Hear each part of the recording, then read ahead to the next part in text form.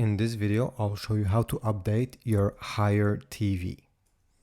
There are three different types of Hire TVs. Some have the Android system, some have the Roku, and some don't have any of these. I'll show you how to do it.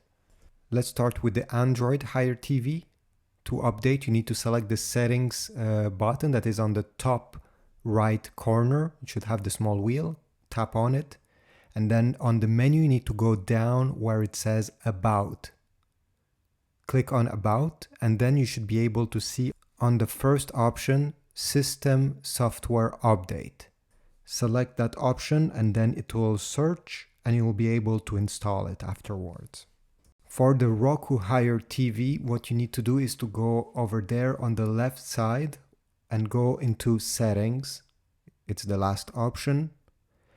Then in Settings, go down to the last option again, where it says System. Select it. And then you'll be finally able to select System Update from that menu. So go down, select it, and then you'll have this screen where you should click on Check Now. It will take just a few seconds. It will find the update if there is one.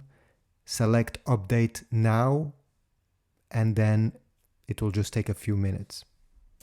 If your TV is none of these, you can also open the settings, then select Support, and then you should be able to see software updates. Depending on what model you have, maybe the terms are a bit different, but usually it's by doing this that you'll be able to update it. Now, if you are trying to fix a problem with this update and nothing got solved, I suggest that you unplug your Hire TV, wait 5 minutes, and then plug it back in the wall. This solves a lot of problems.